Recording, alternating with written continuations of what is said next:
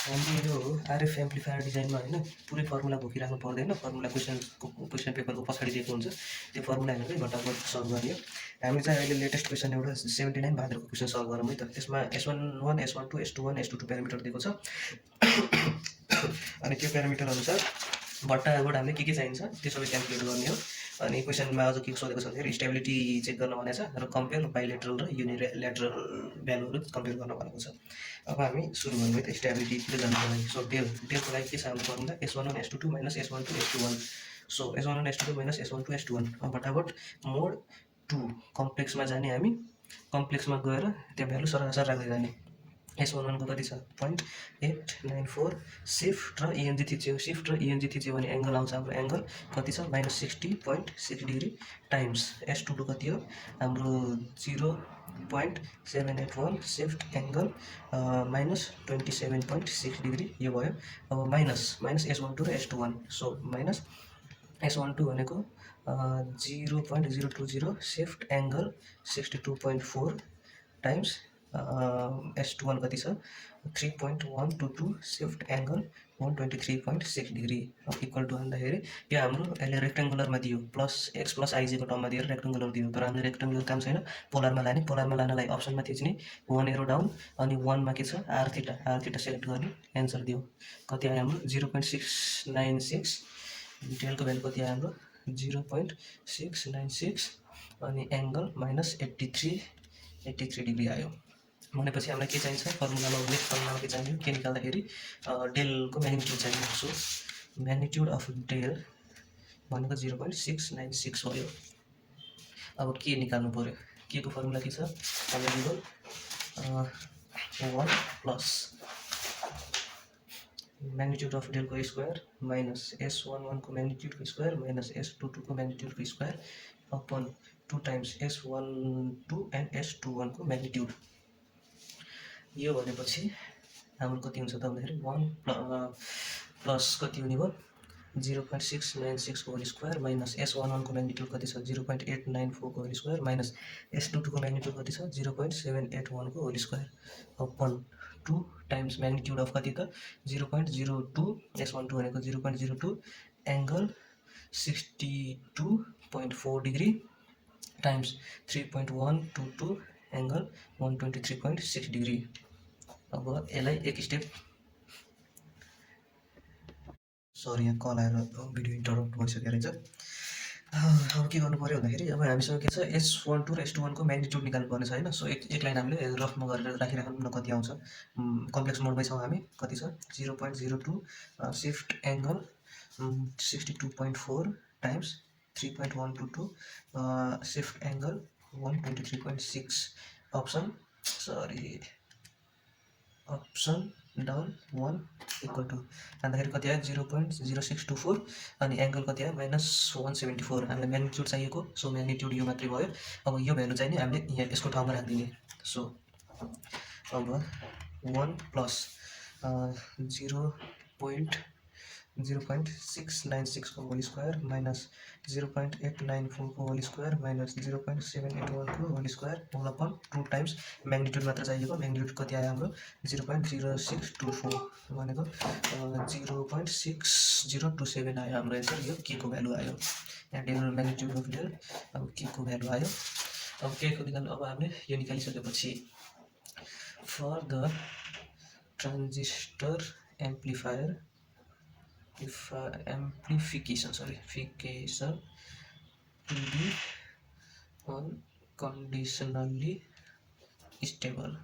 Stability को लागि एउटा एल्गोरिदम छ त्यो लास्टमा म एउटा figure देखाइदिउँला।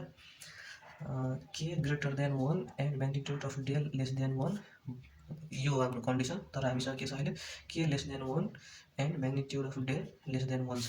Hence the amplifier is conditionally stable। त्यो स्टेबिलिटी एल्गोरिदम यहाँ साइडतिर अनि राखिदिनु नभए लास्टमा नभएर यति हो। अब हामी के जानु पर्यो डेल निस्क्यो के निस्क्यो म्यू टेस्टतिर जानु पर्यो। अब अल्सो युजिङ म्यू टेस्ट म्यूको फर्मुला के छ 1 माइनस S11 को magnitude whole square by S22 minus del S11 को कन्जुगेट अनि यसको magnitude plus S12 times S21 same अघि जस्तै भने जस्तै गाह्रो हुन्छ भने रफतिर गर्दै गर्दै जाने। म चाहिँ अब यहाँ डाइरेक्ट गर्दै गएँ त 0.0894 को होल स्क्वायर अपन भिडियो छोटो बनाउनु त पर्यो। 0.781 angle minus 27.6 degree time minus 0.894 angle 60.6 degree times 0.696 angle minus 83 degree इसको magnitude plus 0.020 angle 62.4 degree into 3.122 angle 123.6 degree equals to calculator फट्टा हानिहालेँ। यसको कति आयो स्किप गर्दै गएँ त्यो भिडियो क्यालकुलेसन आफै ट्राई गर्नु होला किनभने ट्राई नगरिकन हुँदैन। 0.861 यो आयो हाम्रो म्यू। यहाँ के आयो त mu is lace than 1 so it is conditionally stable. Now we have to determine the stability circles for input stability CS र RS हुन्छ। CS र RS यो भनेको हाम्रो सर्कलहरुको सेन्टर र रेडियस हो।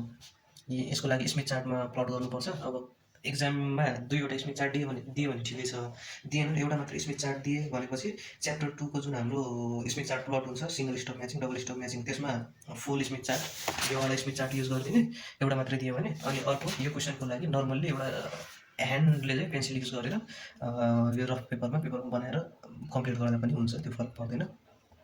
S11 माइनस डेल S22 को कन्जुगेट को होल कन्जुगेट बाई S11 को whole square minus magnitude of del को होल स्क्वायर यो भनेको CS हो।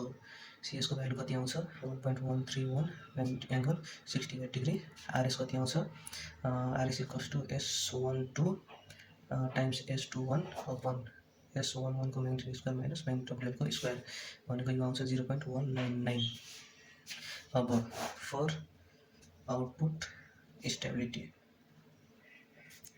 CL हुन्छ आउटपुट को चाहिँ नि। अब S22 माइनस डेल S11 को कन्जुगेट को होल कन्जुगेट बाई S22 को magnitude square minus magnitude of del square भनेको यसको भ्यालु आउँछ 1.361 एंगल 47 डिग्री।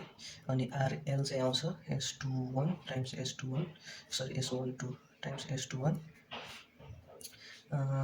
यहाँ पनि मैग्नीट्यूड हुन्छ अपन S22 को whole square minus magnitude del को स्क्वायर यसको भ्यालु आउँछ 0.5। अब के गर्ने भन्ने कुरा आउँछ।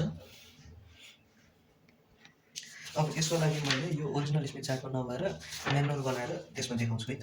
हाम्रो कति भ्यालु थियो CS को भ्यालु थियो कति CS equals to 1.3131 angle 68 degree.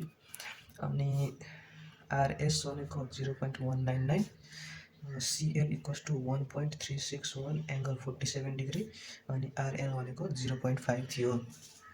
Normally हाम्रो के हुन्छ भन्दाखेरि यो स्मिथ चार्ट को यहाँदेखि यो प्राइम सेन्टरदेखि R इक्वल्स टू 0 सर्कलसम्म यहाँसम्मको डिस्टेन्स कति हुन्छ भन्दाखेरि 8.3 सेन्टिमिटर हुन्छ 8.3। सो मैले 8.3 सेन्टिमिटरको एउटा सर्कल बनाएर त्यो स्मिथ चार्ट प्लट गर्छु है त।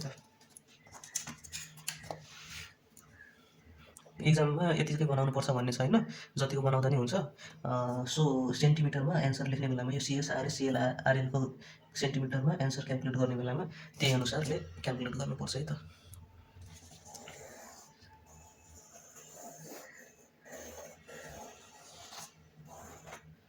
यो भयो हाम्रो स्मिथ चार्ट। यसको prime line R equals to 0 को लाइन कोर्दियौ। यो भयो हाम्रो प्राइम लाइन। यो R इक्वल्स टू 1 भयो R equals to 0 R equals to infinity छ यता यता इन्डक्टिभ यता क्यापासिटिभ। अब के गर्नुपर्छ भन्दाखेरि CS को भ्यालु के छ मैग्नीट्यूड यो छ CL को मैग्नीट्यूड यो छ RS को मैग्नीट्यूड मात्र छ एंगल छैन। अब यो एंगलहरुको काम के त भन्दाखेरि दुईटै पोजिटिभ एंगल छ। सो हाम्रो यो लाइनदेखि माथितिर एंगल हुने भयो। नेगेटिभ आएको भए तलतिर पनि जान सक्थ्यो। अब दुईटै पोजिटिभ छ, माथि हुने भयो हाम्रो। यसको लागि प्रोटेक्टर पनि चाहियो हामीलाई। स्मिथ चार्ट नभएको खण्डमा प्रोटेक्टर चाहियो। अरू प्रोटेक्टर छैन भने पनि यसो एस्टिमेटले 47 डिग्री कतातिर होला, 68 डिग्री कतातिर होला, त्यो ऱ्यान्डम तान्दिँदा हुन्छ। त्यस्तो प्रिसाइज एन्सर चाहिँ चाहिँदैन यो ग्राफमा चाहिँ। अब के गर्ने भन्दाखेरि यो म्याग्निट्युडहरू यत्तिकै म्याग्निट्युड प्लट गर्न मिल्दैन। जुन मैले यहाँ अब 8.3 सेन्टिमिटर भनेर भने नि अघि, अब त्यसको काम चाहिँ यहाँनिर आउँछ। इनपुटवालाको हेरौँ है त। सिएसलाई अब के गरिन्छ भन्दाखेरि सिएसको भ्यालु निकाल्दा के गरिन्छ, सिएस इक्वल टु 8.3 टाइम्स 1.131 गरिन्छ क्या। यो म्याग्निट्युड कति आउँछ त हाम्रो अब 8.3 टाइम्स 1.131 भनेको 9.3873 भयो। हुनाले 9.38 9.4 मान्दा भयो। यहाँनिर यसको इनपुटवालाको सेन्टर हुने भयो, हाम्रो इनपुट स्टेबिलिटीको सेन्टर हुने भयो। यसको रेडियस कति त, रेडियस भनेको अब 8.3 टाइम्स 0.199, 8.3 इन्टु 0.199 भनेको आयो 1.6517 भनेको 1.65 अथवा 1.7 सेन्टिमिटरमा। अब त्यहाँनिर यति चाहिँ नि यसको रेडियस हुने भयो। सो के गरौँ त, इनपुट स्टेबिलिटीको सुरु गरौँ हामीले। के थियो हाम्रो प्रोटेक्टर कहाँ गएर, यहाँ छ। अब के हुने भयो भन्दाखेरि सेन्टरमा लियो 68 डिग्री हो। 68 डिग्री कहाँ छ, यहाँ छ। यहाँनिर मैले स्केलले माथि बाहिरसम्म तानिदिएँ, बाहिरसम्म तानिदिएँ। अब यो मैले स्मिथ चार्टको रेडियस 8.3 लिएको हुनाले 8.3 ले मल्टिप्लाई भयो। 8 सेन्टिमिटर तपाईँहरूले लिनुहुन्छ भने यहाँ 8 लेख्नु पऱ्यो, 9 राख्नुहुन्छ भने 9 ले मल्टिप्लाई गर्नु पऱ्यो, त्यही हो। अब कतिमा सेन्टर कहाँ पुग्नु पऱ्यो, 9.38 भनेपछि मैले त्यसलाई 9.4 माने है त। 9.4 भयो। 9.4 ले क्रस गर्दा यहाँनिर सेन्टर आयो।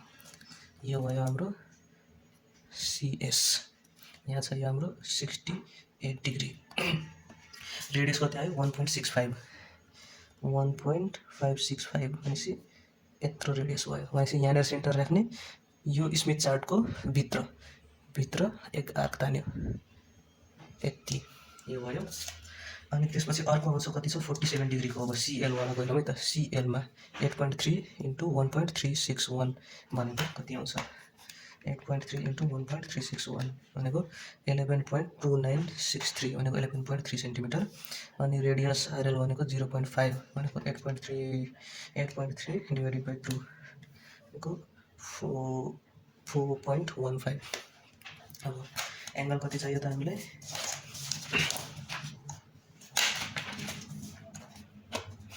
47 डिग्री, 4567 यहाँ छ।